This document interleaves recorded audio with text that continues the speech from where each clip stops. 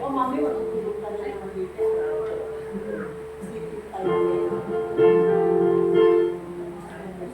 Okay na, mainit na yata, no? Ay, okay na, patayin ko na to.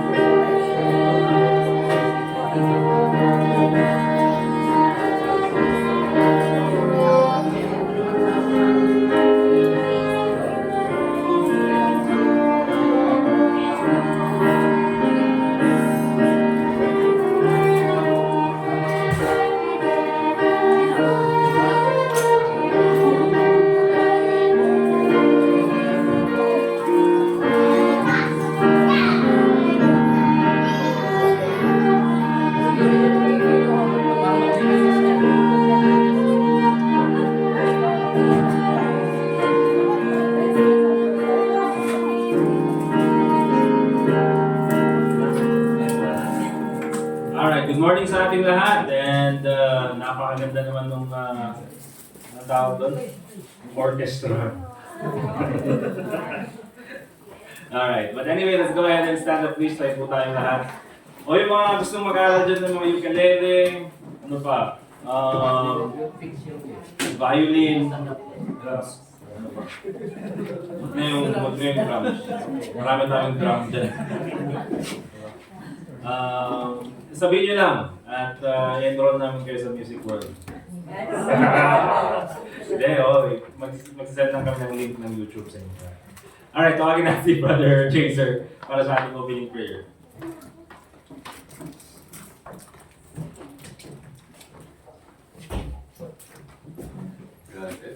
Diyos mi nga sa langit, salamat kini mo nariting na sa pangay pa mo, salamat kini at may panahon mo. Ang pangamanan ng dayo. Salamat kini nga di kating bidisyon, iti aming tatawag sabak. Kasi ka na iti dayo, kasi ng pantay, ka na namimik sa kasaw. Kasama kita di ko sa room, sa kasaw, kasi ka na iti bidisyon. Salamat sa tuloy pa yung kami. Kami Christian. Lord, pada oras kita lagi di kami ng pamilya, Lord, sudah dan kami sudah dahil siguro dahil Remain standing please. That's Brother Dustin for our congregational singing.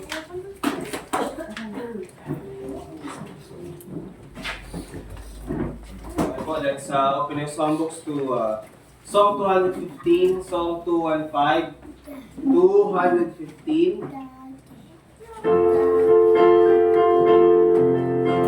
Heaven came down and glory filled my soul.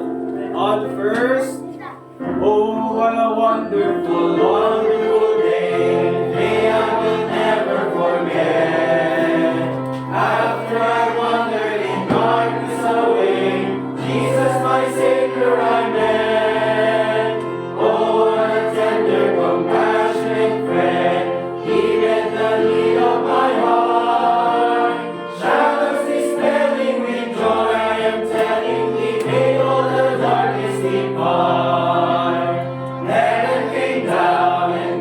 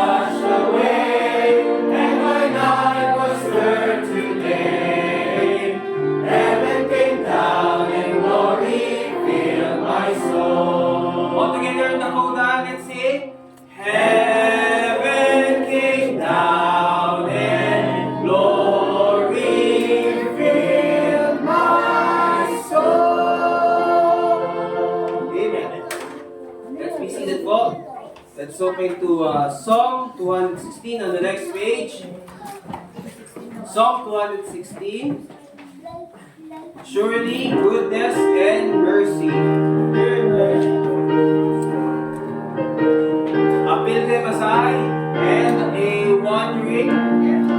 Let's sing it on first. Sing it all together now.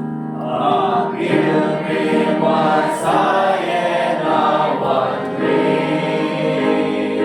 In the cold night of sin I did roam. When Jesus the kind shepherd found me, and now I am on my way home.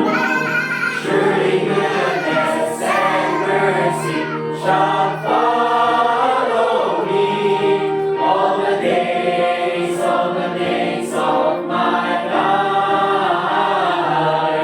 Surely goodness and mercy shall follow me all the days of my life. On the second.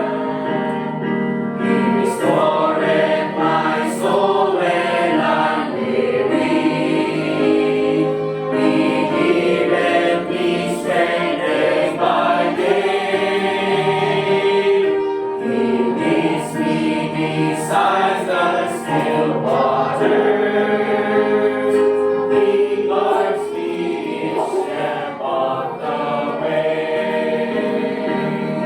Surely goodness and mercy shall follow me all the days of my life. Surely goodness and mercy shall follow me all the days of my life. When I walk through the dark lonesome valley, my Savior will walk with me there, and safely His great hand will lead me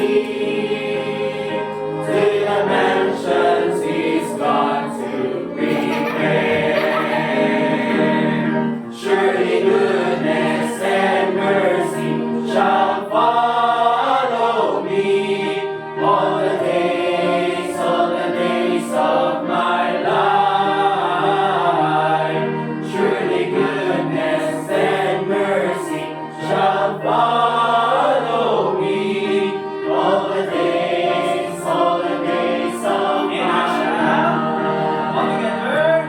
And I shall dwell in the house of the Lord forever. And I shall feast at the table spread for me.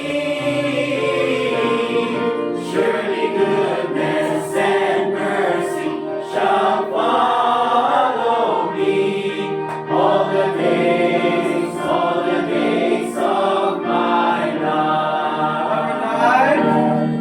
All the days of my life. Amen. Amen. Great singing mga kapatid. Salamat po at nandito kayo ngayong umagang ito. Are you happy this morning? Say amen. Amen. Alright. So, dadaan po tayo sa mga konting announcement natin. Okay, kausapin muna natin nasa mga toddlers natin. Okay, mga toddlers natin. Yan sila Mother RJ. Yan sila Sister Leia. Mga toddlers. Sa mga toddlers natin, yung behave. Okay, Sophia, sila Mir. Hindi nata toddlers yung mga yun, no? Hanggang 4 years old ang toddlers? Ha? Hanggang preschool, okay. Nung kami kasi hanggang 18 ang toddlers. Okay, but anyway, you behave, okay? Sila Mir, yan sila John Rex. Tapos, ang pangalan nun si ano? Yung katabi ni John Rex, si Ragamon, ating ko, John, nakayalo, si Aaron, no? Si Aaron. Si Magricia, okay, behave kayo ha. Tapos, yung mga son naman, dun sa mga mas bata na sisigaw, dalhin na lang doon sa lobby. Either dalhin nyo doon, kasi siguro sa next na lang, kukuha tayo ng chloroform. Alam niyo yung ano? Ano ba? Para makatulog sila. Hindi. Dalhin nyo lang doon. Dadala ng chloroform dito sa church. Alright, but dadama tayo sa mga announcements natin. Of course, this coming April 6, next Sunday, yun po yung ating church anniversary. Please be here. We'll start yung service ng 9:30. So sa umaga, isang service lang po yun. So mag-start tayo ng 9:30. We'll do our best na matapos ng 11:30 para po makapag-lunch tayo dyan sa labas. May catering po na nakinuha yung church para po makakain tayong lahat. And then, around 11:30, pagtapos na tayo, then we'll have yung ating afternoon service around 1 p.m. Okay? And I think darating sila Pastor Randy, sila Pastor Joel, sila Pastor Joshua to visit us.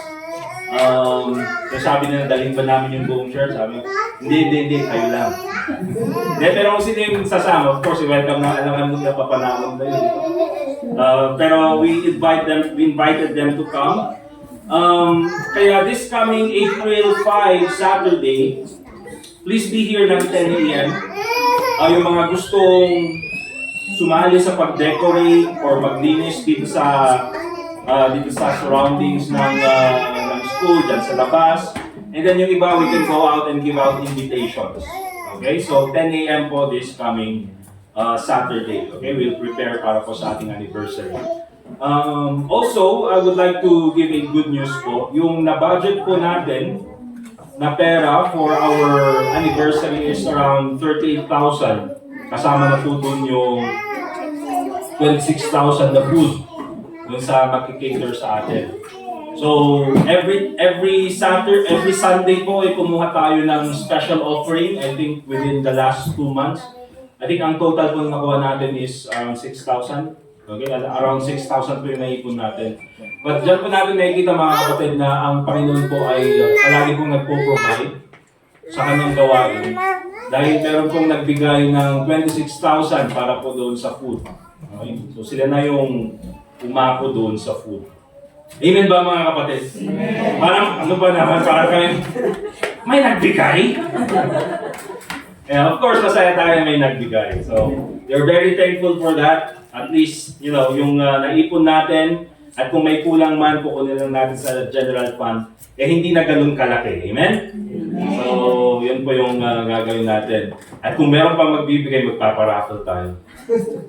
Mga ano pa, air fryer. Okay. But anyway mga kapatid, yun po yung napakaganda news para sa ating anniversary. So yun po yung ipag-pray natin mga kapatid. Okay, pag-pray po natin yun. Also, this coming afternoon, around 5:30, ay nag-invite po yung Hydra sa Bukaukan ng tawag doon, men's meeting. Yan. So yung mga gustong sumama na mga men, okay, single and married, sama kayo at makikipag-kantahan tayo sa kanila. Yun naman ginagawa din sa men's fellowship nila. Kakantahan, kakain, tapos kakanta na naman, kakain na naman. Ito po sa kanila mga kapatid. So yun, sama tayo doon para ma-enjoy natin. Alright, and of course, ang maganda doon is yung fellowship. Para makilala natin yung mga ibang kasamahan natin. Mamaya magkatrabaho pala kayo, hindi nyo alam na, Nick, practice ka gano'n. Diba? Laging ikaw yung naka-detention, practice ka pala. Alright. Also mga kapatid, this coming April, kasi ngayon po yung ating church anniversary, we'll be focusing on topics about the church yun sa mga susunod na Sundays. And then later on this afternoon, after po ng ating lunch, we'll go out again doing soul winning. We'll be giving out invitations and of course sharing the gospel dito sa mga surrounding neighbors dito sa Gibraltar. Okay? So yun po yung mga announcements natin this morning. Let's go ahead and get our songbooks please. And we'll ask Brother Dustin to lead us in one more song. After that, ay dadako na tayo sa ating preaching.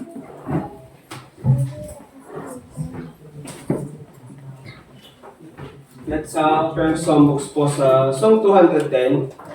Song 210, 210.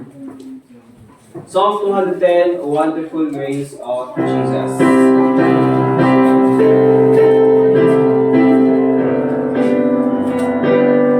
Wonderful grace of Jesus on the first. Wonderful grace of Jesus, greater than all my sin. How shall my tongue describe it? Where shall its praise begin? Taking away my burden, setting my spirit free. For the wonderful grace of Jesus reaches me. Wonderful the matchless grace of Jesus, deeper than the mighty rolling sea. Higher than the mountains, brighter than the fountain, all sufficient grace for even me. Broader than the scope of my transgressions, greater pardon all my sin and shame. Oh, magnify the precious name of Jesus, praise His name. Wonderful grace of Jesus, reaching to all the lost. By it I have been pardoned, saved to the uttermost. Chains have been torn asunder, giving me liberty. For the wonderful grace of Jesus reaches me. Wonderful the matchless grace of Jesus, deeper than the mighty rolling sea. Higher than the mountains, sparkling like a fountain, all sufficient grace for even me. Broader than the scope of my transgressions, greater pardon all my sin and shame. Oh, magnify the precious name of Jesus, praise His name. Wonderful grace of Jesus, reaching the most divine. By His transforming power, making me God's dear child. Virgins in peace and heaven, for all eternity. And the wonderful grace of Jesus reaches me. Wonderful the matchless grace of Jesus, deeper than the mighty rolling sea. Wonderful grace, all sufficient for me. Broader than the scope of my transgressions, greater pardon all my sin and shame. Oh, magnify the precious name of Jesus, praise His name. Amen. Great singing mga kapatid. Let's go ahead and get our Bibles please. At buksan po natin ang ating mga Biblia. So 1 Corinthians chapter 4. And tulad ng ginawa po natin for the past month ng March, ginawa po natin financial emphasis month. We talked about spending, we talked about saving, we also talked about giving. But this time we'll be talking about faithfulness. Okay? Faithfulness doon sa mga bagay na binigay sa atin ng Panginoon. And hindi po ito focus lang doon sa finances, but this is faithfulness in general. Okay? So gagawin po natin, we'll open our Bibles in 1 Corinthians chapter 4. And let me just read to you first of all doon sa verse 1 and 2. At ang sabi ng Bible in 1 Corinthians chapter 4, verse 1 and 2, the Bible says, "Let a man so account of us as of the ministers of Christ and stewards of the mysteries of God. Moreover, it is required in stewards that a man be found faithful. Kaya itong umaga mga kapatid, ang title po ng ating lesson is, What is the true measure of faithfulness? What is the true measure of faithfulness? Ano ba ang tunay na sukatan ng katapatan? Kasi po mga kapatid, all of us, we want to be faithful. Gusto po natin maging tapat. I believe yan po ang purpose or goal ng bawat isang Kristiyano. However, it's very important mga kapatid na tayo, habang gusto nating maging tapat or gusto nating maging faithful sa Panginoon, ay meron tayong standard na dapat sundin. Okay? Ngayon po yung titingnan natin ngayong umagang ito. Let us pray. Dear God, Heavenly Father, once again, we thank you for this time na binigay niyo po sa amin na kami po ay pwede po muling mag-aral ng iyong salita. Salamat po, Panginoon, sa Sunday School, sa congregational singing, sa mga nagturo po sa mga bata, at sa lahat po ng kasama po sa aming service ngayong umagang ito, sa mga tumugtog ng kanilang instruments, sa mga kumanta. Lord, I pray na ikaw po sa amin mabigyan ng kalwalhatian sa lahat po ng aspeto ng aming service. Lord, I pray na ikaw po magbigay sa amin ng sincere heart. At nawa po, Panginoon, na sa aming pag-usapan ngayong umagang ito about sa katapatan, ay makita po namin ang tunay na measure or standard or tunay na sukatan ng katapatan, Panginoon. At nawa po ito ay magawa namin according po sa iyong salita, according po sa iyong standard. So once again, Panginoon, nagpapasalamat po kami. Tulungan mo po kami maging tapat sa lahat po ng aspeto ng aming buhay nang sa ganoon ay makapagbigay po kami ng kalwalhatian sa iyong pangalan. And also pray in Jesus' name, Amen. So what is the true measure of faithfulness? Kasi mga kapatid, sa mundo ay iba po yung kanyang measure ng success. Iba po yung kanyang measure about faithfulness. Or about faithfulness. And let me tell you mga kapatid, and if I ask you this morning, na ikaw ngayon ay ligtas, amen? You have trusted the Lord Jesus Christ as your Savior, amen ba mga kapatid? Amen. Ikaw ay nanampalataya kay Kristo bilang tagapagligtas. Ikaw na ay hindi patutungo ng impyerno. Amen? Yeah. So ngayon ligtas ka na, ngayon na pupunta ka dito sa church, meron kang ministry, okay? Meron kang ginagawang pagsisilbi sa Panginoon. Let me ask you mga kapatid, ano kaya ang ini-expect sa'yo ng Panginoon? Okay? Ano kaya ini-expect sa'yo ng Panginoon? Binigyan ka niya ng trabaho, binigyan ka niya ng talino, binigyan ka niya ng karunungan, binigyan ka niya ng talents and abilities. And out of all those things na binigay niya sa'yo, what do you think God expects from you?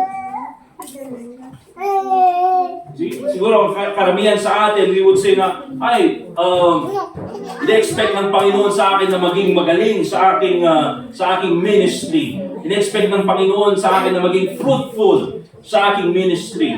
Kasi mga kapatid, yung mga bagay na yun ay magagandang mga hangarin. Okay? But first of all, sa lahat ng mga bagay na binigay sa iyo ng Panginoon, whether it be time, treasure, or talents, remember this, God expects you to be faithful.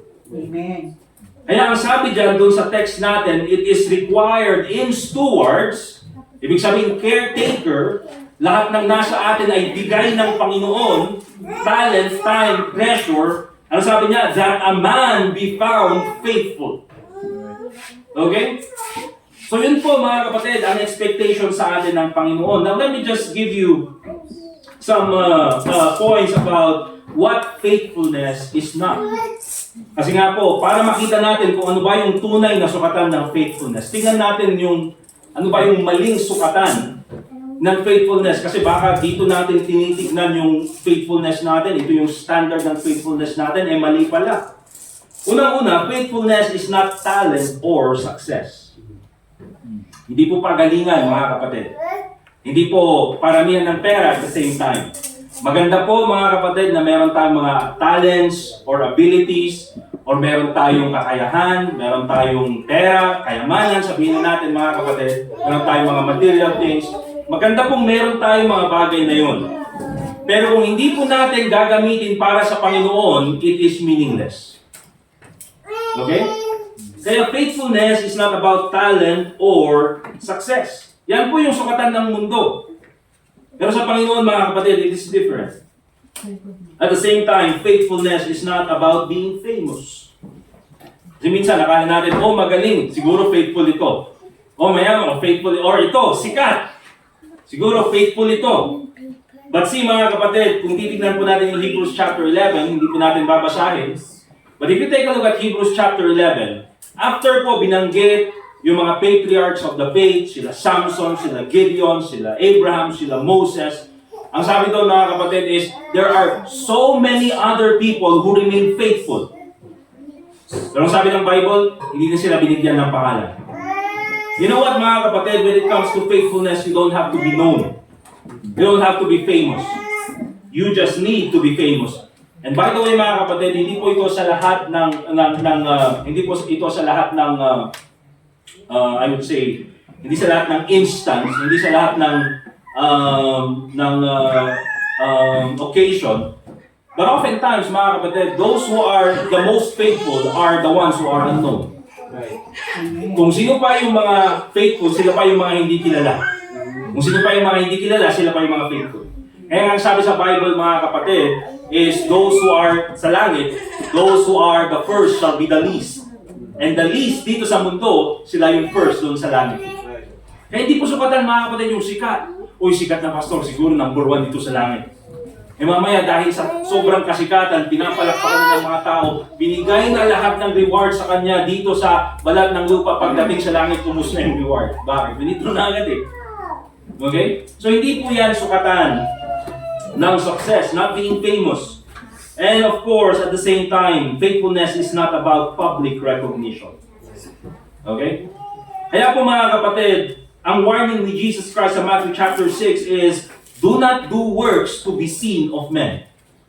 Huwag kang gagawa para lang magpakitang tao. Kasi maraming tao mga kapatid, ganyan. Nagagawa, may gagawing ministry, or may gagawin sa church, para lang ipakita sa mga tao na meron siyang ginagawa. Okay? Bakit? Because oftentimes ang gusto niya is recognition.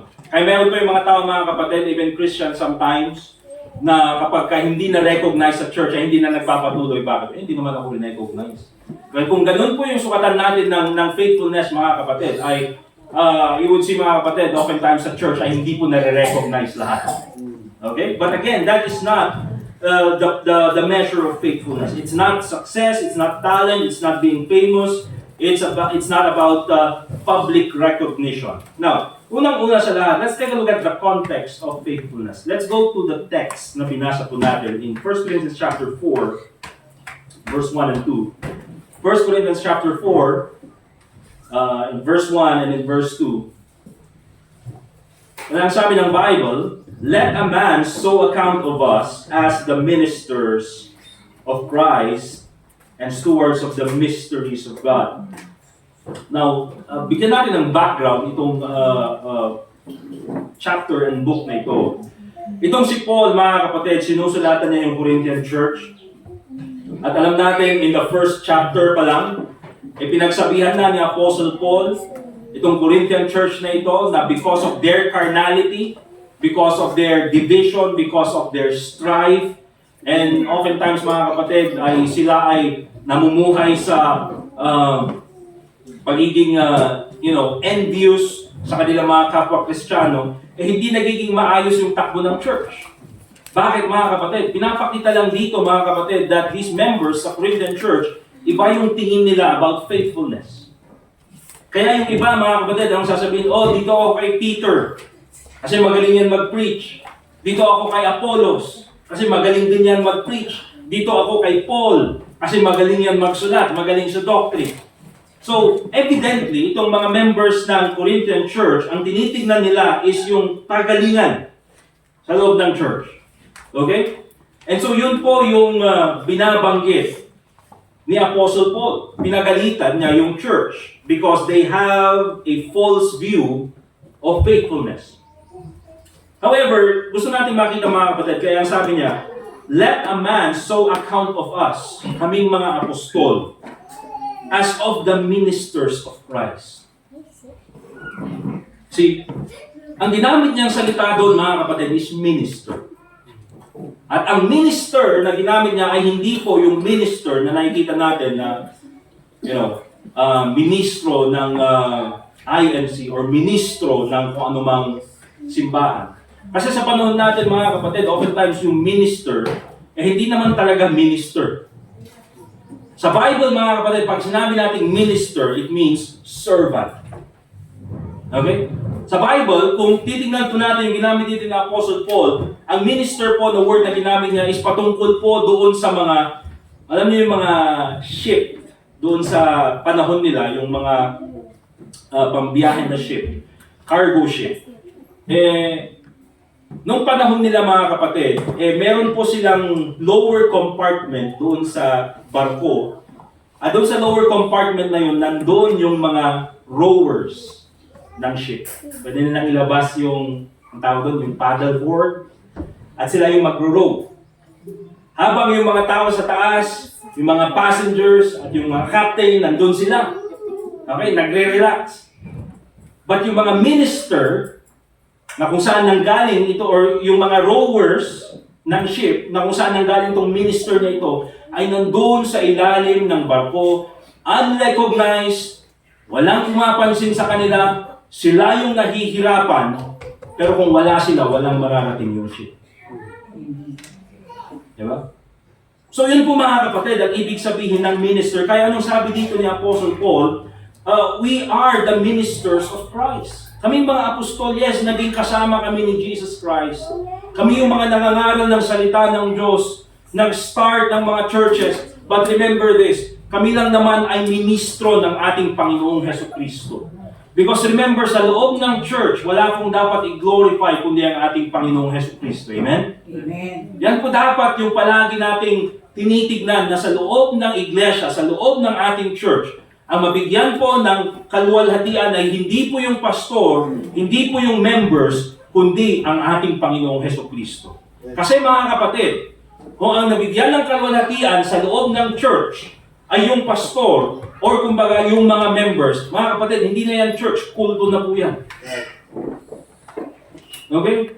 Kasi sa loob ng iglesia, mga kapatid, sa loob ng church, ang design ng church is to exalt the Savior, to exalt the Lord Jesus Christ.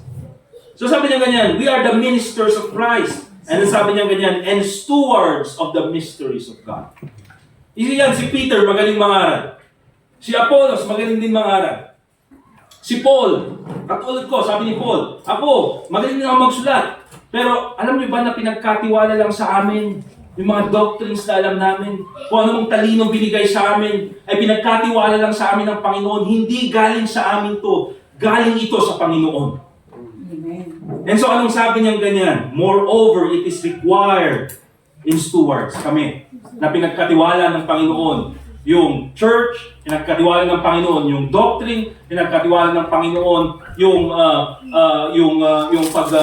pagsasagawa ng misyon, pinagkatiwala yan ng Panginoon sa amin. It is required of us that we will be faithful. So yan po yung context, mga kapatid. It is required in stewards that a man be found faithful.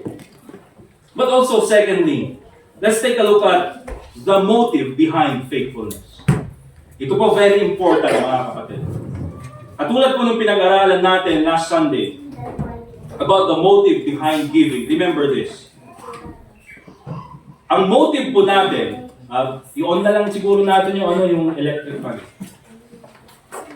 Para kasi marami nang marami nang pumapaypay. Marami na naman. Hindi, yung number 1 lang. Baka mamaya hindi pa rin ako doon. Okay? Yan, kasi April na, mga kapatid. April na. At kaya ginawa natin April 6 kasi para at least hindi pa ganun kainit. Hopefully, just coming April 6, hindi pa ganun kainit. Okay, yung ating anniversary. But anyway, mga kapatid, the motive behind faithfulness. Nabanggit natin last Sunday, doon sa ating giving, that hindi lang tayo magbibigay, but behind giving, we also need to have the right motive. At tulad ng sabi ko, mga kapatid, the result of giving is blessing. Amen? Sabi ng Bible, if you give your tithes, you will be blessed. If you give your missions, God will provide your needs. Pag inuna mo ang Panginoon, sabi ng Bible, all these things shall be added unto you. All those stuff, mga kapatid. The result of giving is blessing. That's a biblical principle. But remember this. The result is not the reason why you give. Iba po yung result, iba yung reason.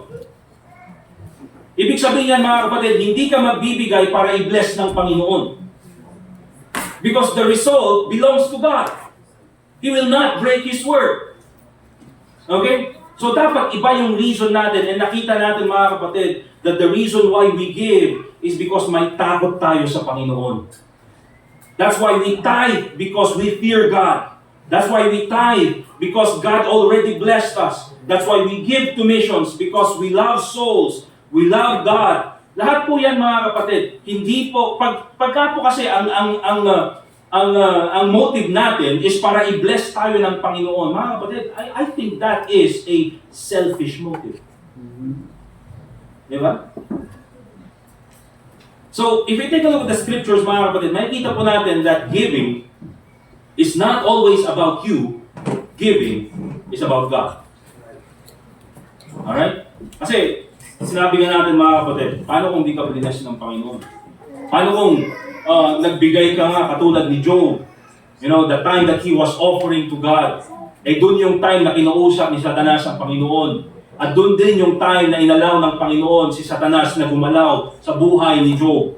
You know, kasi kung ganun lang, mga kapatid, yung sukatan natin ng giving, magbibigay ako para ako ay mag-bless. Paano pag hindi ka bless ng Panginoon? Paano kapag dumaan ka sa, you know, sa buhay na katulad ng nangyari kay Job? Di ibig sabihin, hindi ka na magbibigay. Bakit? Because your selfish is motive. Your motive is selfish. Diba?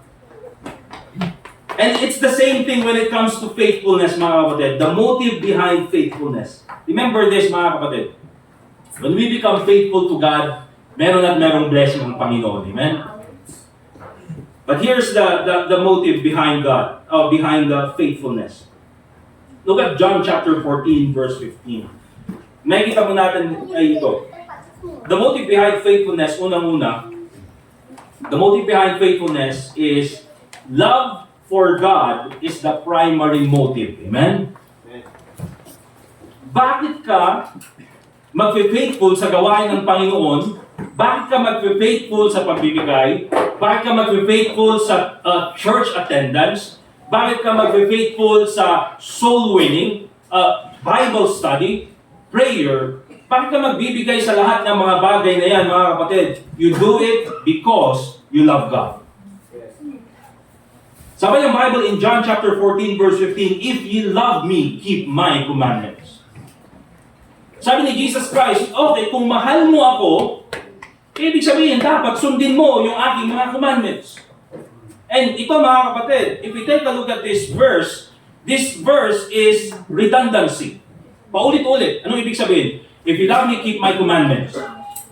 What is the first and greatest commandment? Love the Lord your God with all thy heart, with all your soul, with all thy mind.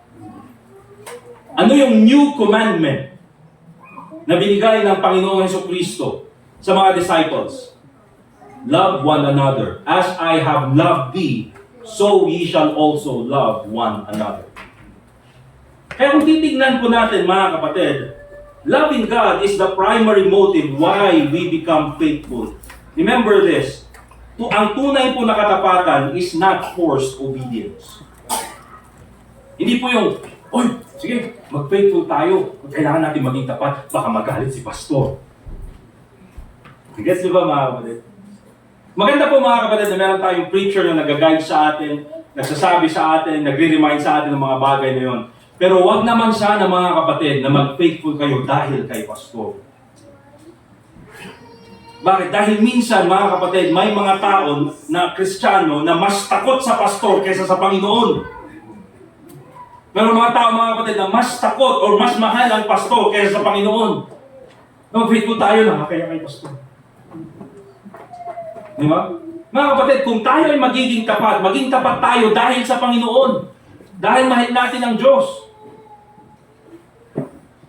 True faithfulness is not forced obedience. Remember this, it is a loving response to a faithful God. Because in the end, mga kapatid, bakit tayo magiging faithful? Kasi ang Panginoon naging faithful sa atin. Amen. Mga kapatid, just imagine yung mga, ngayon pa lang January, February, March. March pa lang mga kapatid. January to March, ilang problema na ang pinagdaanan mo? January to March, mga kapatid, ilang beses na nag-provide ang Panginoon sa iyo? January to March, meron yung mga panahon na kulang yung budget. Meron yung panahon na hindi mo alam kung saan kukunin. Meron yung mga panahon na nagkaroon ka ng sakit. Meron yung mga panahon, mga kapatid, na mentally or even spiritually or even emotionally ay very down ka. Pero nandyan palagi ang Panginoon at hindi ka niya iniwan. Because God is faithful. You see, mga kapatid, the best response for that is to be faithful also to God. Faithfulness flows from the love for God. Secondly, mga kapatid, what is the primary or what is the motive behind faithfulness? Unang-una nakita natin, love for God is the primary motive. Huwag po natin tatanggalin yan. When it comes to service, when it comes to giving, when it comes to faithfulness, love the Lord your God with all your heart, with all your soul, with all your mind. Secondly, mga kapatid, gratitude for God's mercy. Pagpapasalamat sa habag ng Panginoon. I'm talking about salvation. Pagpapasalamat sa habag ng Panginoon. Alam niyo ba, mga kapatid, oftentimes, binabanggit natin, we are saved by grace through faith. Amen? Biyaya ng Diyos, kaya tayo ay naligtas. But let me also remind you, na kaya merong biyaya ang Diyos, ay dahil merong habag ang Diyos. Grace and mercy. You cannot talk about mercy without grace. And you cannot talk about grace without mercy. Imagine, mga kapatid, tayo na makasalanan, tayo na lumayo sa Panginoon, tayo, mga kapatid, na galit sa Panginoon at ginawang kaaway ang Panginoon. Imagine na ang Diyos sa langit, ibibigay niya ang kanyang bugtong na anak para mamatay sa cross at magkaroon tayo ng daan papuntang langit. Siya ay libing at muling nabuhay bilang kabayaran ng ating kasalanan. Mga kapatid, you can talk about the love of God dahil ginawa niya yan. You can talk about the grace of God kaya ginawa niya yan. But also, God did that because He had mercy upon us. Right. Nasan lang niya po Diyos pinatayo kakabsat. Kapulang tiasin na kakabsat. Iso nga dahi dalan tayo mga pantilangit, DJ. Babaan kini Apo tayo ng Yesu Cristo. Look at Romans chapter 12 verse 1. And the Bible says in Romans chapter 12 verse 1, I beseech you therefore, brethren, by the mercies of God. Ibig sabihin niya, mga kapatid, ako nagsusumamo sa inyo, mga kapatid, by the mercies of God. No, Ilocano ko ipagpagapukon, idiasin niya po Diyos. Di ba? Ano ba sa Tagalog yun? Pagpagapukon.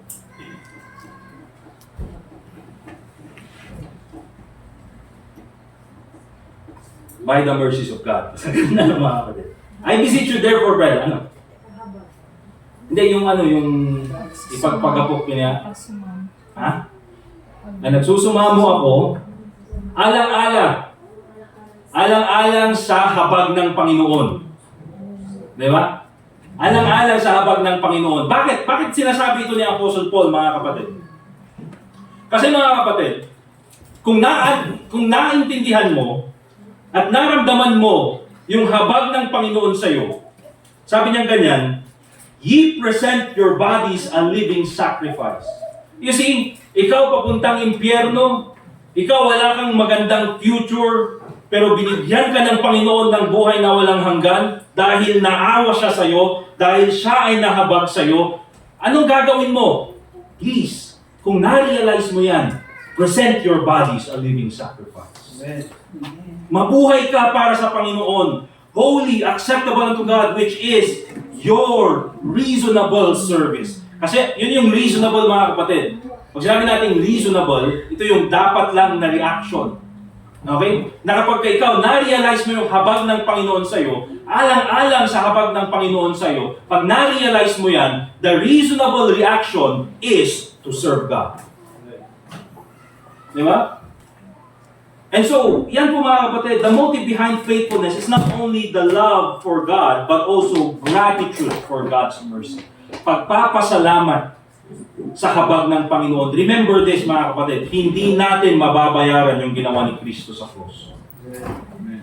Hindi mo sasabihin na, ito, sige, faithful ako, ka-attend ako, magbibigay ako ng giving ko, bibigay ako sa missions, para naman matumbasan ko yung ginawa ni Kristo sa cross. Uray niya ikastam, kakabsat, uray mo agtambli-tambling ka, uray itad mo amin, uray no itad mo amin ang tibiyag mo, time, treasure, talent, kahit ibigay mo lahat ng yan sa Panginoon, hindi yan magiging katumbas ng dugo ng Panginoon na dumanas sa krus. Amen. Di ba? It is our reasonable service. Gratitude for God's mercy. Faithfulness is our reasonable service. See, tama lang mga kapatid na tayo ay maging faithful sa tao na nagligtas sa atin.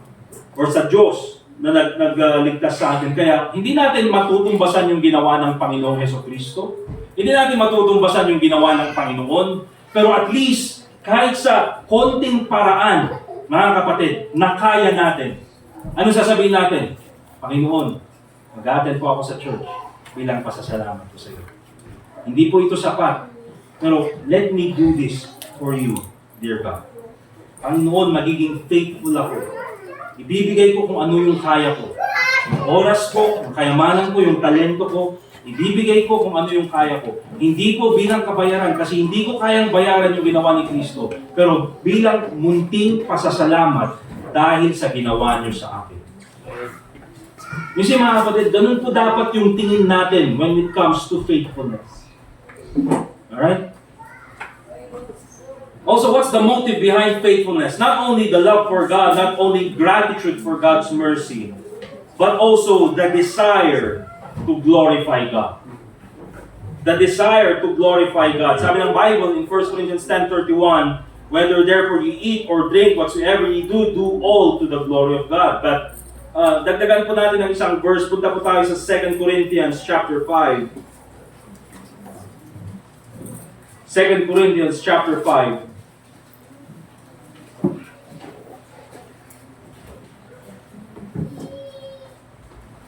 Yan, tingnan po natin yung verse 15. Sa verse 14 na lang para makita rin natin yung pag-ibig.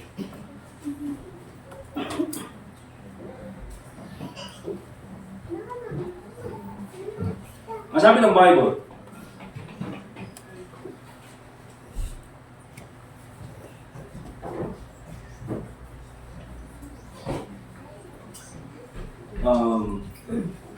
verse 14, for the love of God, love of Christ constrained us.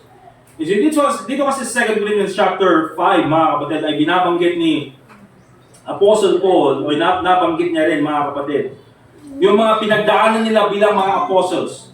Siya, kasama ng kanyang mga missionary friends, companies, or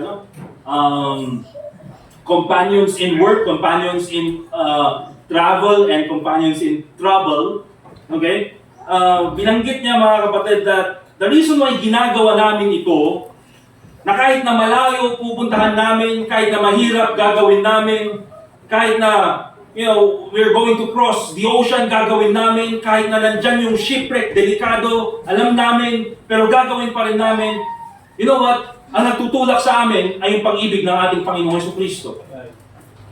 Ang sabi niya ganyan, for the love of God constrained us because we thus judge that if one died for all, then we're all dead. At kaya sabi niya ganyan in verse 15, and that He died for all. You see, si Jesus Christ namatay para sa lahat. That they which live, sino yung they which live? Tayo yun mga kapatid. Nung tayo na ng palataya kay Kristo, we have eternal life. Whosoever believeth in Him should not perish but have everlasting life. Ibig sabihin, you're no longer dead. Mamatay ka man physically, but you have eternal life in heaven. Okay? And that He died for all, that they which live, tayo, should not henceforth live unto themselves.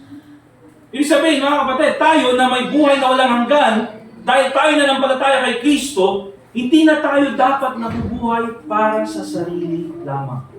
Parang kanta.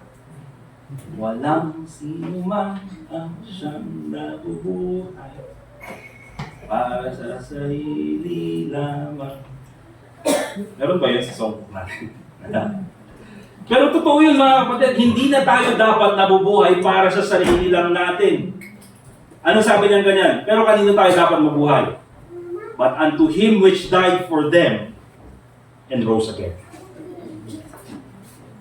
Hindi tayo mabubuhay para sa sarili natin dahil meron na tayong buhay na galing sa ating Panginoong Jesucristo, eternal life. We ought to live for Christ. We ought to live for God. Ibig sabihin, lahat ng gagawin natin, mga kapatid, ay sasabihin natin, gagawin ko to para sa aking Panginoon. Magiging tapat ako dito sa aking trabaho nang sa ganon ay mag-glorify ang Panginoon sa buhay ko kasi nakakahiya naman kung ako naman yung loko-loko dito sa aking trabaho at sasabihin kong Kristiyano ako. Sino mapapahiya? Yung pangalan ng ating Panginoon Jesucristo. Magiging tapat ako dito sa aking school at ipapakita ko ang pamumuhay ng isang tunay na Kristiyano kahit na ang mga kaklase ko ay nabubuhay sa kasalanan or wala silang pakialam sa Panginoon, pero ako nabubuhay para sa Diyos because I want to glorify God. I will do my best bilang isang ama, bilang isang husband na sundin yung salita ng Diyos nang sa ganun ay maipakita ko sa aking buhay bilang isang Kristiyano ang pamumuhay na naaayon sa salita ng Diyos. Bilang isang ina, bilang isang anak, bilang isang preacher, bilang isang member ng church. Lahat ng ito gagawin ko because I live for Christ. Amen. We are no longer living for ourselves, mga kapatid. We ought to live for Christ. Magiging successful ako nang sa ganun ay mas maging kagamit-gamit ako para sa Panginoon. Diba? O kahit sabihin nyo, magpapayaman ako para ako maging kagamit-gamit sa Panginoon. Diba? Gagawin ko lahat ng to para ako ay maging kagamit-gamit para sa Panginoon. In the end, mga kapatid, everything we do for the Lord Jesus Christ. The desire to glorify God. Also, mga kapatid, what's the motive behind faithfulness? Bakit kailangan natin maging faithful? Hindi lang para i-glorify ang Panginoon, hindi lang for God's mercy or gratitude for God's mercy, not only for the love of God, but remember this, it's also trusting in God's reward. O, nandiyan na po yung reward, mga kapatid. Remember this, hindi po tayo mag-faithful para i-reward ng Panginoon because that's already given. Pero kung tayo nag-faithful, mga kapatid, ipinapakita natin na tayo din ay naniniwala sa salita ng Diyos. Bakit? Anong sabi ng Bible? In Hebrews chapter 6 verse 10, God is not unrighteous to forget your work and labor of love. Amen. Hindi ka man i-recognize dito sa church, hindi ka man i-recognize nung preacher, oy, soul winning ka, oy, ikaw, ginawa mo to, lininisan mo to, binigay mo itong amount na ito, ikaw ay naging faithful. Hindi ka man i-recognize ng church, hindi ka man i-recognize ng mundo, pero hindi kakalimutan ng Panginoon ang ginawa mo. Amen. Diba? God is not unrighteous to forget your work and labor, again, of love. Bakit mo ginawa yan? Dahil mahal mo ang Panginoon. Alright? And ito, very important. Why do we need to be faithful? What is the motive behind faithfulness? Not only trust in God's reward, not only to glorify God, not only to be grateful for God's mercy, not only to because we love God, but also it is an alignment or kahalintulad with God's character. The Bible says in Lamentation 3:23, let me just read to you. Sabi ni Jeremiah, after niyang makita yung devastation ng Jerusalem, nung inalaw ng Panginoon na dumating yung mga kaaway at sinira yung Jerusalem. Anong sabi niyang ganyan? Anong sabi niyang ganyan about sa Panginoon? Great is thy faithfulness. Sa Bible, mga kapatid, wala pong mas tapat kaysa sa ating Panginoon. Kaya po sa Revelation chapter 21, doon po sa pagbabalik ng ating Panginoong Jesucristo, ang sabi ng Bible, and He was clothed with a vesture dipped in blood, and His name is called the Word of God. You see, isa pang tawag sa ating Panginoon is not only the Word of God. Pero nung sabi niya ganyan, His words are faithful and true. His words are faithful and true. Kasi kung meron pong hindi kayang gawin ng Panginoon, mga kapatid, with God, nothing shall be impossible. Amen? Amen. But remember this, it is impossible for God to lie. It's impossible for God to break His word. It is impossible for God not to be faithful. Why? Because God is faithful. Alright? So it's an alignment with God's character. Dahil faithful ang Panginoon, dahil dapat maging faithful din tayo. Tama ba? Dahil faithful ang Diyos, naging faithful siya sa atin. Dapat maging faithful din tayo sa Kanya. Dahil yan yung character ng Panginoon. And so, those are the reasons why we have to be faithful. It's not a selfish reason. Lahat na ito ay gagawin natin para sa Panginoon. Now, number 3, the true measure of faithfulness. So, tignan na po natin, ano ba yung tunay na measure? Ano sinabi kong Tagalog ng measure? Sukatan ng katapatan. Let's go to Galatians chapter 6, verse 9.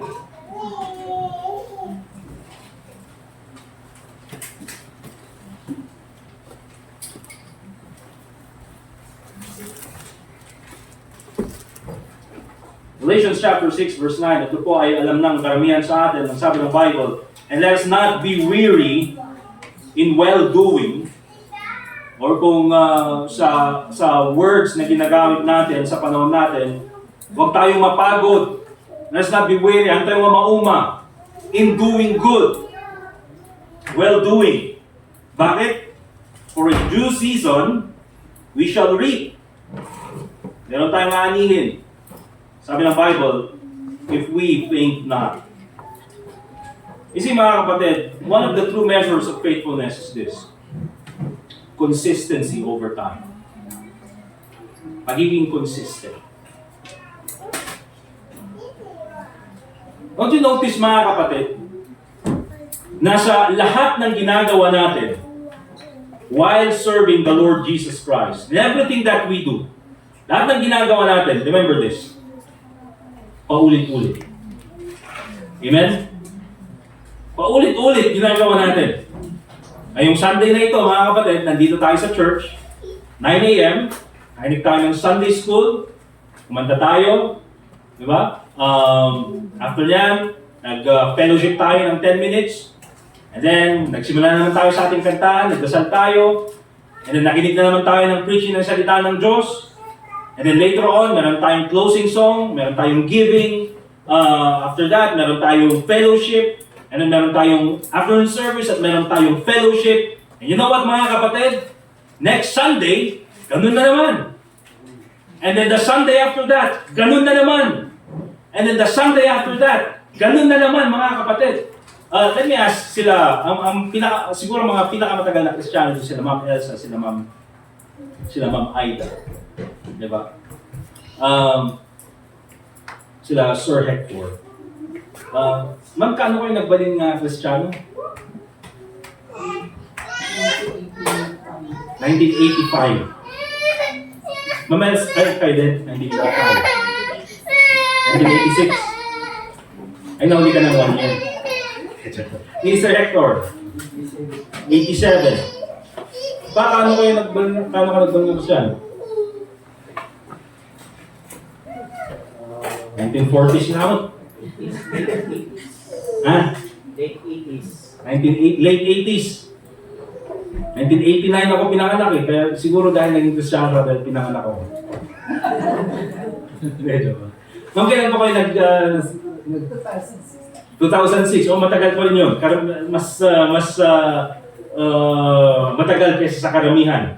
Okay? RJ, kailan ka naging Kristiyano? 2012. Oh, at least matagal pa rin. Mrs. Jace? 2,000. Okay. Sino kayo mga recent dito? Ay, is, 2017. O yan, medyo mas recent na. Dustin, kaya nga. 2017. Angel, ikaw. 2010. Trinity. 2023. Oh, very recent. Sir Vice, ano? 2001. Si Ma'am Lourdes. 2018. Oh, medyo mas recent. Kasi mga kapatid, nakikita nyo, and yung karamihan dito is recent na. Angie, kailan? 2019 or 2020, okay? So, recent na yung iba. Ako, naging Sunday school kid ako sa main church. 90s pa lang yun. Nag-aaral ako sa Grace Baptist Church. 90s din yun, mga kapatid. So, matagal na rin. But you know what? Kung titignan mo, within those Sundays, within those Wednesdays, pare-parehas yung ginagawa. Amen? Amen. Song leading, kakanta ng song, giving. Kaya nga, mga kapatid, meron talaga, totoo yun, na yung bubuksan pa lang yung verse, ay, ang bubukunda ito. Diba? Alam na, kasi sa dami na ng preaching na napakinggan. Alam na mga kapatid, dito sa church natin, memorize na natin yung program. Opening prayer, 2 song, announcement, song, preaching. Or kung meron namang special number, pwedeng i-sing it, or merong Bible reading. Alam na natin mga kapatid, pero paulit-ulit natin ginagawa. You see that mga kapatid? Paulit-ulit natin ginagawa. And oftentimes, maraming tao hindi makatagal because they cannot be consistent. You know the reason why you're still here? You know the reason why maraming Kristiyano mula ng 2000, 2001, nasa church pa rin. Mula ng 1980s, 1985, nandyan pa rin. Meron pa siguro mga 1970s na mas nauna pa. Andun pa rin sa church. Faithful pa rin. Sila yung pinakauna sa church. Nagbibigay pa rin. Yung Bible nila mula nung 1970s, yun pa rin yung Bible nila mga kapatid. Di ba? Yung Bible nila, ang tagal na. Andun pa rin sila. You know why they are there? Because they were consistent. Because behind that consistency, mga kapatid, now, yung ginagawa natin ay hindi lang basta-basta paulit-ulit. Behind that consistency, there are also hardships. Di ba? Meron yung mga times na ayaw na natin pumunta ng church dahil merong tao sa church na nakasakit sa atin. Okay? At inisip natin, ayaw ko na, hindi na ako pupunta dyan. Pero naisip mo mga kapatid, ang Panginoon naging faithful sa akin. Hindi pwedeng itong yung maging rason na ako ay titigil. Magpupunta pa rin ako sa church. I'm still gonna serve the Lord Jesus Christ. Meron yung times mga kapatid na sobrang laki ng problema na minsan ayaw na nating manalangin. Kasi hindi natin alam kung saan tayo magsisimula. Ayaw nating magbasa ng Bible kasi ano ba naman sa sobrang laki ng problema. Hindi mo alam kung saan ka magsisimula magbasa sa Bible. Pero gagawin mo pa rin. Because even behind that consistency, gusto natin maging consistent. Behind that, mga kapatid, meron din tayong mga difficulties, trials na pinagdaanan. Pero nagpursige tayo. Behind that word consistency, mga kapatid, nandyan yung mga hardships. You see, faithful is doing the right thing no matter what. Yan po yung ibig sabihin ng consistency. Being faithful, doing the right thing, no matter what. Kaya sabi niya ganyan, let us be weary in well-doing. Han kayo mo umuma, nga garamit kinasayaat, ag church, ag soul winning, ag basa iti Bible, ag kararan. Amin da kita gamitin nyo, han kayo mo umuma. Apay, adu da iti Kristiyano nga nauma.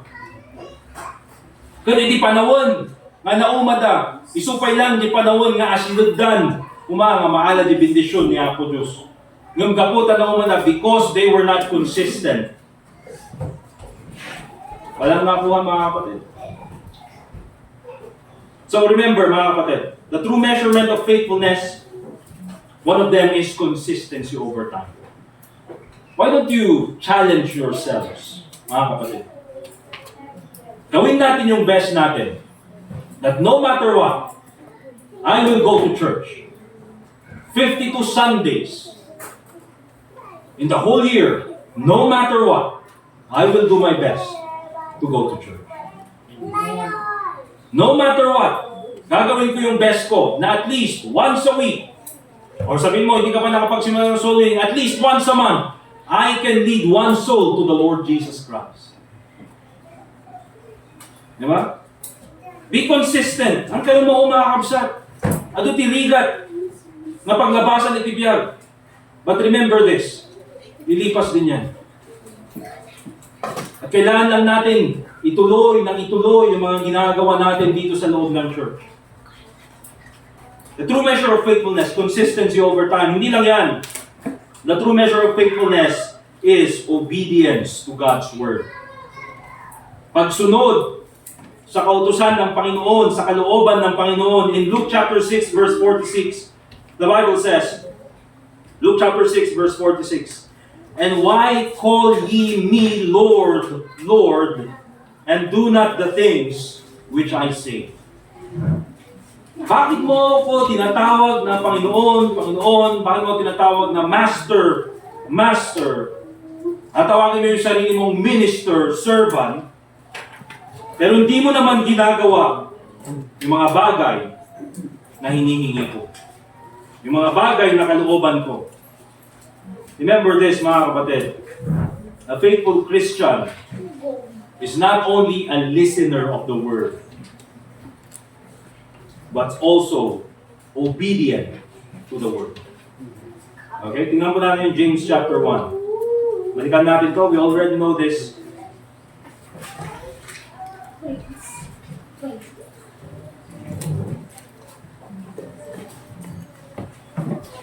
James chapter 1 and verse 22.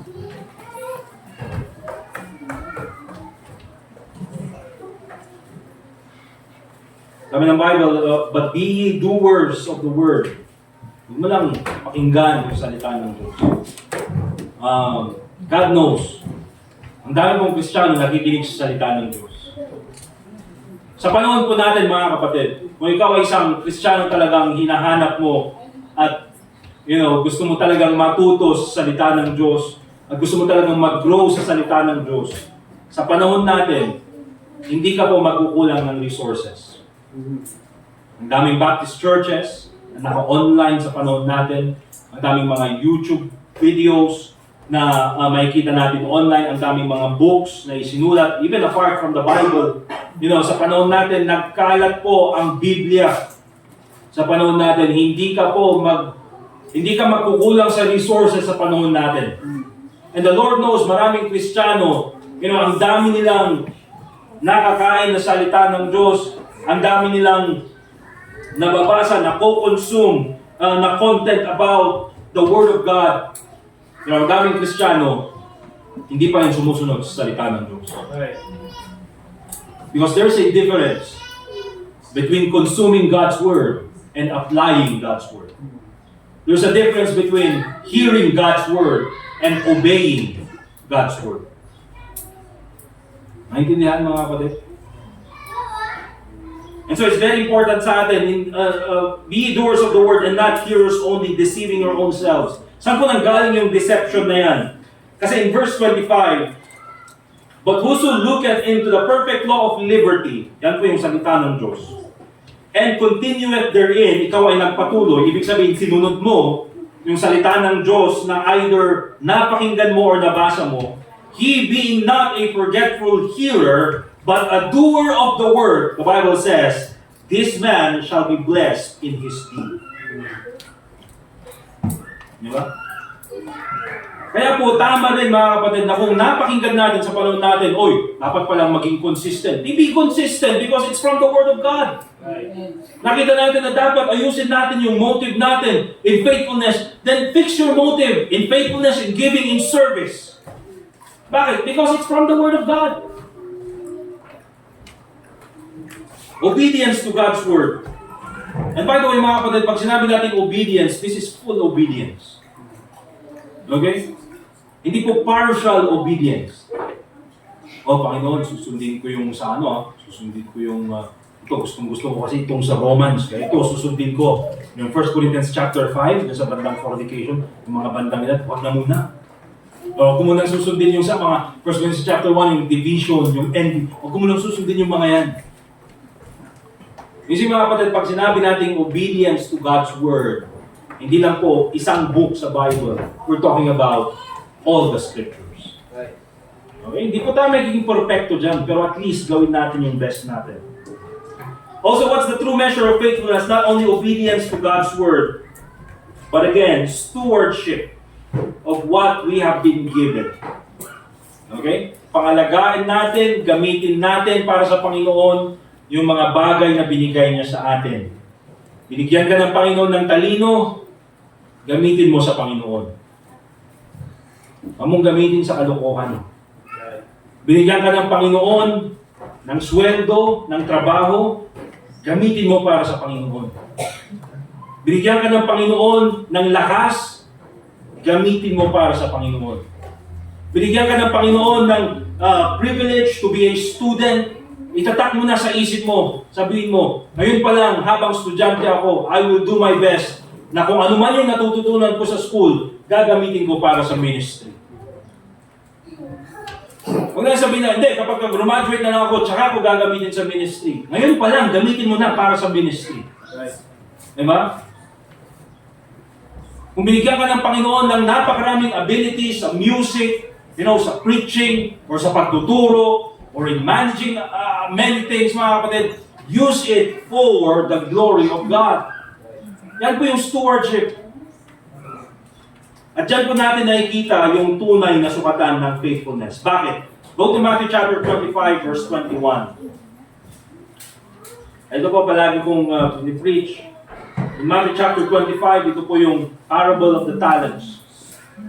Yung isang servant binigyan ng kanyang master ng 10 talent or 5 talents.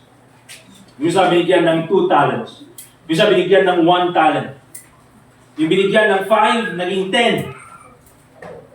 Yung binigyan ng 2, naging 5. Parehas ang commendation ng Panginoon in verse 21. Anong sabi? Well done, thou good and faithful servant. Bakit siya tinawag na good and faithful? Because he managed whatever the master gave him. Ginamit niya sa tama. Pero yung isa na binigyan ng isang talent, anong ginawa? Hindi ginamit, itinago. Anong sabi ng Panginoon sa kanya? Wicked and slothful servant. Kaya kung anumang talent ang binigay sa atin ng Panginoon, anuman ang binigay sa atin ng Panginoon, gamitin po natin para panangkalwalhatian. Amen? Use it for God's glory. And last po natitingnan natin some practical applications. Para po mas taigting pa natin ang ating katapatan sa Panginoon. Some practical applications about faithfulness. Ito po. Mga kapatid, listen to this. Be faithful in small things. Okay? Lahat tayo gusto natin maging tapat. Gusto kong maging tapat na preacher. Gusto kong maging tapat na pastor. Gusto kong maging tapat na Sunday school teacher. Gusto kong maging tapat na song leader. Well, first of all, bago mo isipin yung mga yan, and that's good na meron kang desire na maging tapat sa mga ministries na yan. But first of all, be faithful in your church attendance. Be faithful in the small things. Be faithful in the little things. By the way, mga kapatid, sinasabi natin small things. Di ba? Kasi humanly speaking, parang small things yun. Pero actually, kahit na sinasabi natin small things, malaki yan dahil ginagawa natin para sa Panginoon.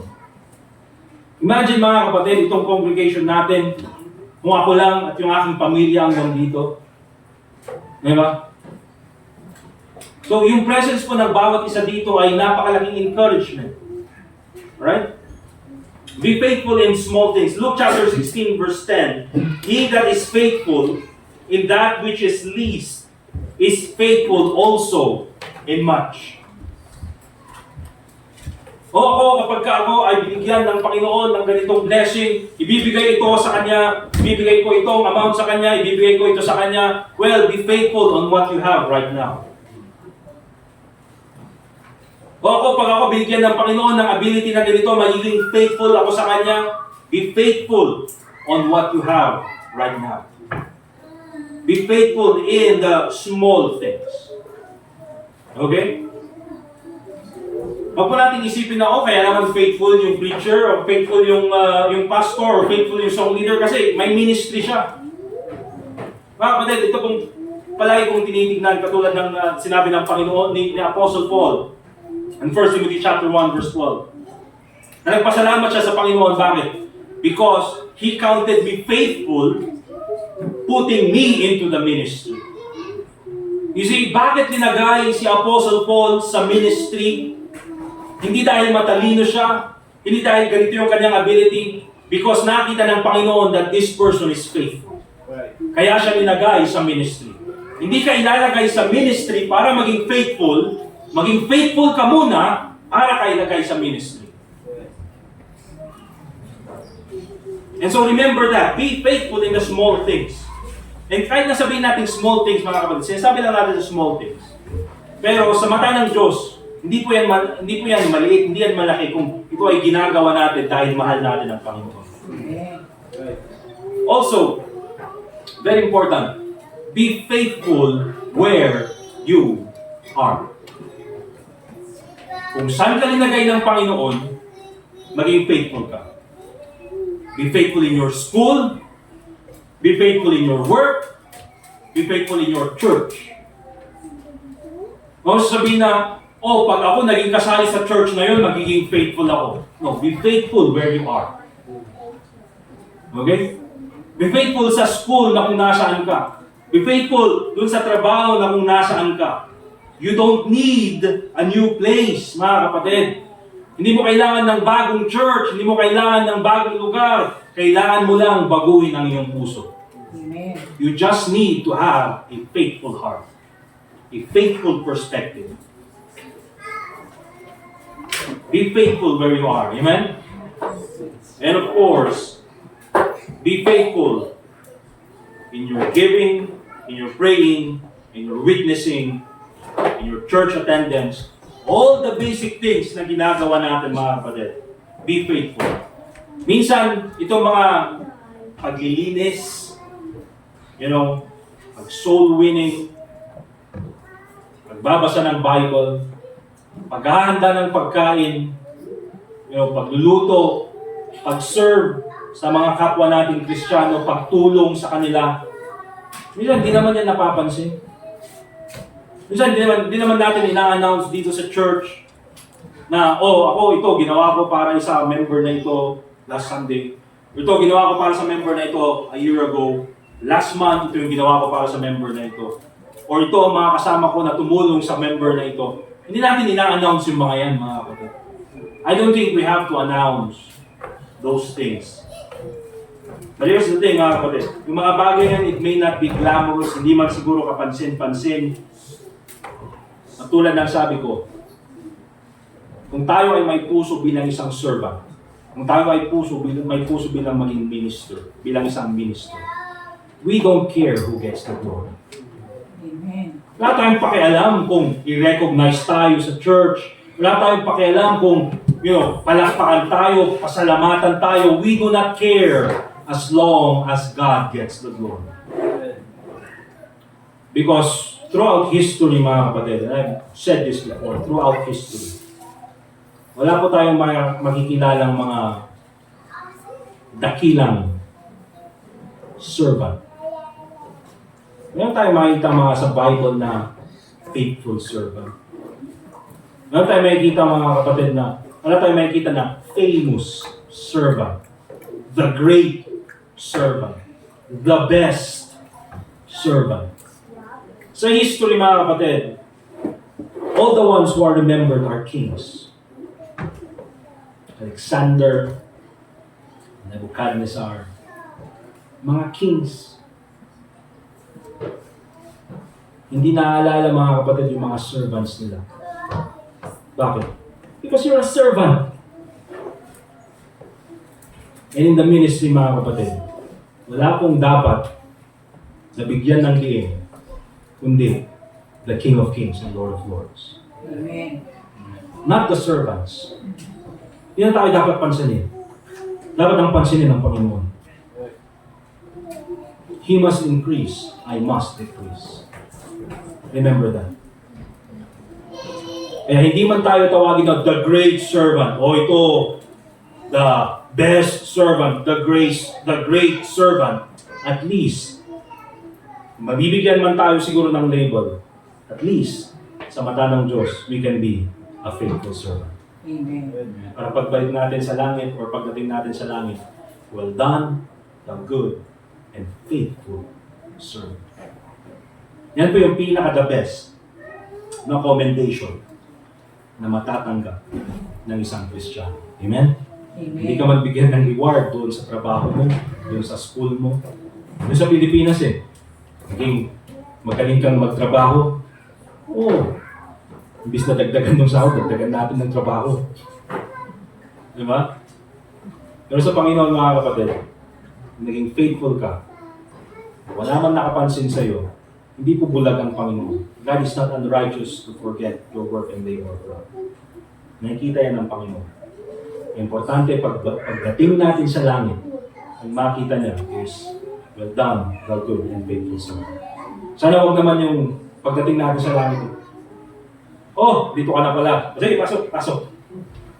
Sana naman pagdating natin sa langit, well done, thou good and faithful servant. Amen? Let us pray. Dear God, Heavenly Father, once again, we thank you for this time na kami po ay nakapag-aral ng iyong salita. Panginoon, patawarin mo po kami sa lahat ng aming pagkukulang. Marami pong panahon, Panginoon, na kami po ay hindi naging tapat. Hindi po namin nagamit ng maayos ang mga pinagkatiwala mo sa amin sa ministry. Hindi po namin nagamit para sa iyong kalwalhatian. At naging selfish po kami, naging makasarili po kami sa aming motive, sa aming faithfulness. But I pray, dear Lord, na sa pamagitan po ng iyong salita ay baguhin mo po ang aming puso at isipan. Sa magitan po ng Holy Spirit ay bigyan mo po kami ng bagong perspective when it comes to faithfulness. Nawa po, Panginoon, ay makita namin na ikaw lang po ang dapat bigyan ng kalwalhatian sa buhay namin. Hindi lang po sa buhay namin, kundi po sa church na aming kinabibilangan. Panginoon, tulungan mo po kami na maging mabuting servant.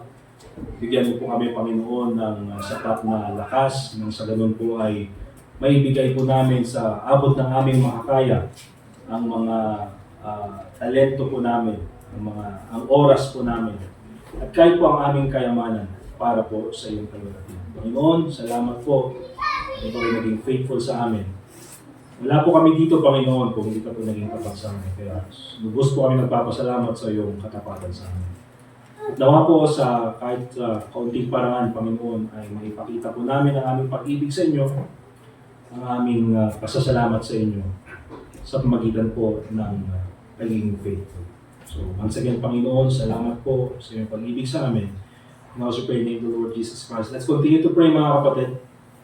And again, I invite you to come and pray dito po sa harapan and make a commitment na kung ikaw ay may times na probably naging selfish tayo sa ating motive in faithfulness, ay baguhin natin. Make a commitment na from now on, you will do your best to be a faithful servant. Sige po, open po ang altar. You can come here in front and pray. Go ahead, please.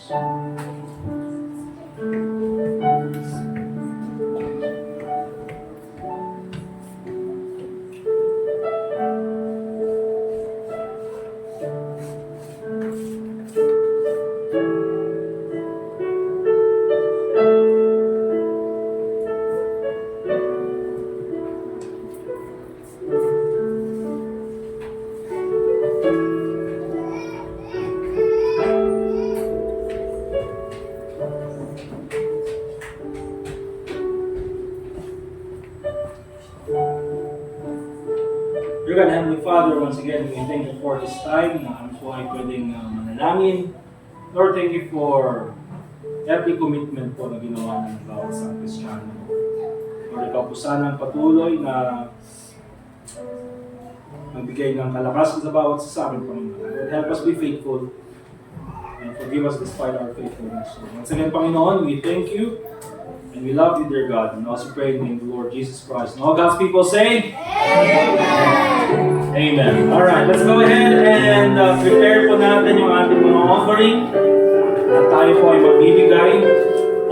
Later on, mga kapatid, although meron na pong sumagot doon sa ating lunch this coming Sunday, again, meron pong nagbigay ng 26,000. Praise God for that. Bukuha pa rin tayo ng special offering, pero yun po ay gagamitin na lang para sa mga tokens, okay, or sa mga dagdag natin sa love offer, love gift para po sa preacher natin this coming Sunday. Okay? Let's go ahead and prepare our offerings. Please tawagin ko sa harapan si Brother Dustin and then Brother RJ. And then para sa special offerings, si Brother Kenu. Okay? Tawagin natin sa harapan si Sir Hector para sa ating offertory prayer. Let's all stand up please, mga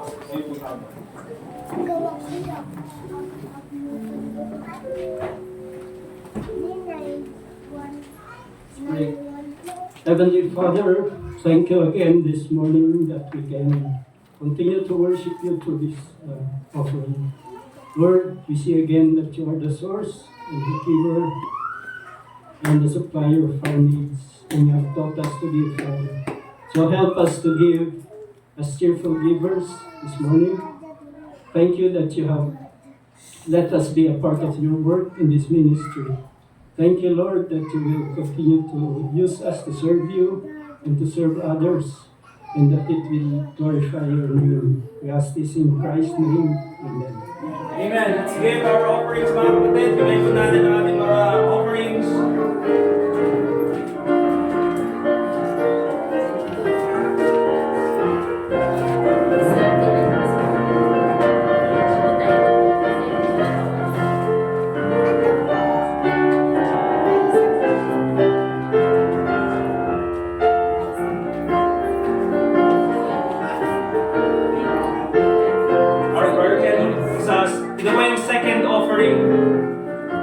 Para po doon sa pangdagdag natin sa ating gastusin this coming Sunday. Okay? Kung extra lang po, kung meron kayong extra, you can freely give. Kung wala po, okay lang.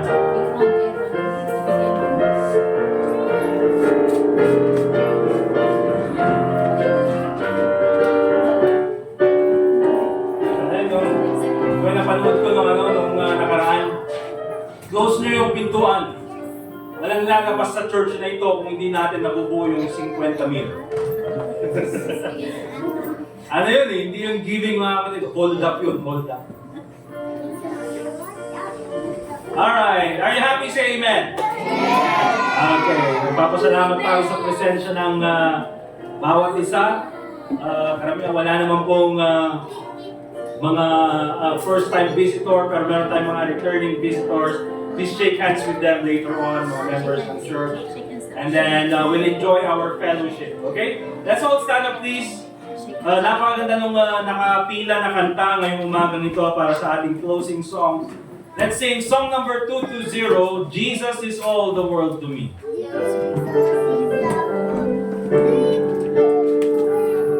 Song number 220, Jesus is all the world to me. Alright, all together on the first stanza. Jesus is all the world to me, my life, my joy, my all.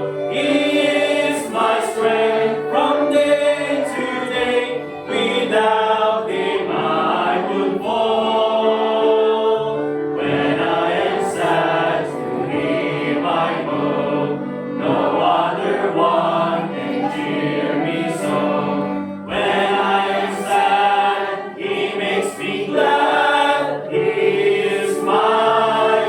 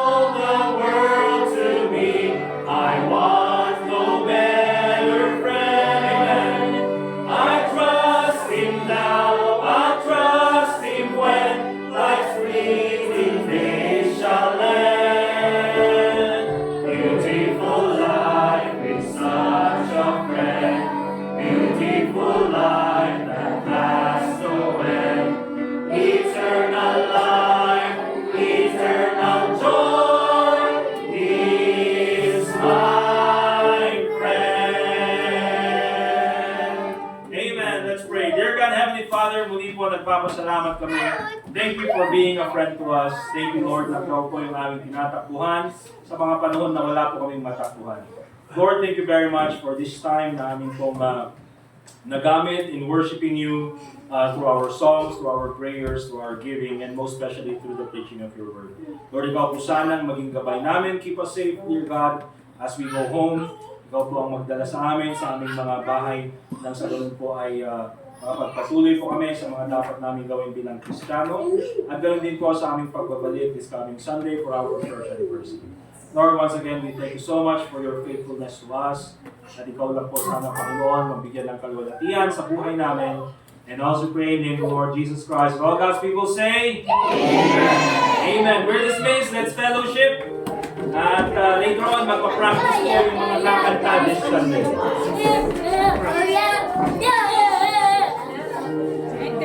Shake hands. Shake hands. Shake hands. Shake hands. Oh, shake hands ka. Shake hands ka. Shake hands ka. Kuya JM.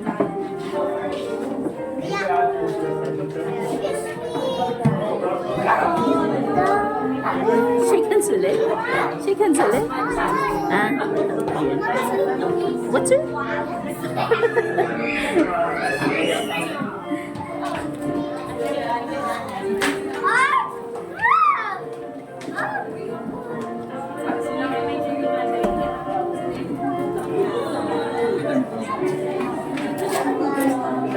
Dala ko sis.